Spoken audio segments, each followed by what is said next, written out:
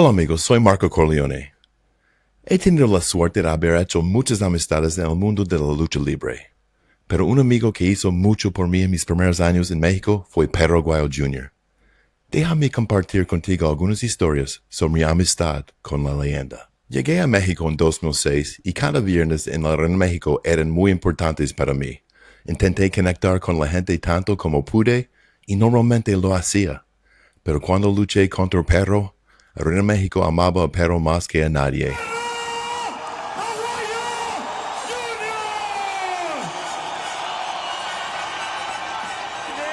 Así que no me gustaba luchar con él. Pero en 2007 empezamos a formar una amistad. Luchamos más una contra otra y empezamos a tener buenas luchas con un estilo de David contra Goliat. Él sabía que yo quería trabajar en la televisión mexicana y me ayudó a hacerlo. En esa época, Perro acababa de terminar un reality show llamado Los Cinco Magníficos. Era muy carismático y le dieron un pequeño segmento del programa La Oreja con Pepillo Origel. El programa habló sobre los chismes y rumores en el mundo de los famosos en México y salió por Televisa cada noche. Y 2-3 veces a la semana estuve en este programa con él. Mi español no era muy bueno. Imagínate, hablaba peor que ahora. Así que haría cosas como quitarme la camisa y flexionar mis músculos y bailar para las chicas del programa. Fue bien recibido y las revistas populares en los medios comenzaron a llegar a mí. Se lo debía todo al Perro Aguayo Jr. En ese momento, Perro era muy popular y quería dejar el consejo y formar su propia empresa llamada Los Perros del Mal, que era el nombre de su equipo, por supuesto. Y también quería que me uniera a su empresa. Pero realmente me encantó la lucha libre en México, así me quedé. Nuestra amistad continuó a pesar de que ya no estaba en el consejo. Sin embargo, pronto trabajamos juntos de nuevo. ¿En las luchas?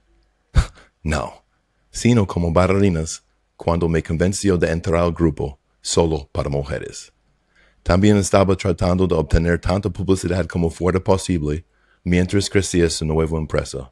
Y yo quería participar en todo en México, entonces, solo para mujeres, no problema. El grupo estaba formado por actores, Perro y yo. El grupo recibió algo de publicidad, pero no lo que esperamos.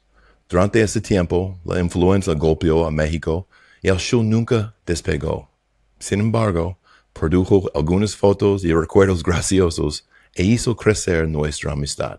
En los ensayos era muy gracioso verlo tratar de bailar sexy. No porque fuera malo, más bien porque era rudo en las luchas. Uno de mis mejores recuerdos fue en 2008 cuando se casó con su esposa cerca de Guadalajara.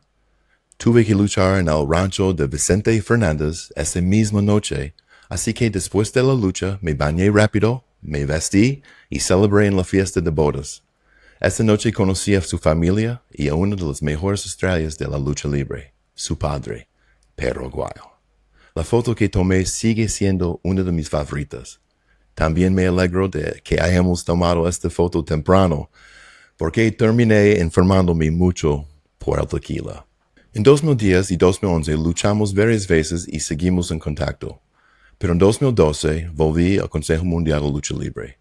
Compartimos algunas cenas a lo largo de los años. Nos vimos de pasada en el aeropuerto un par de veces. Sin embargo, no le vi mucho hasta su muerte en 2015.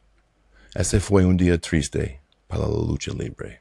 Después de su muerte, hablé públicamente. Vieron un superhéroe morir frente a sus ojos.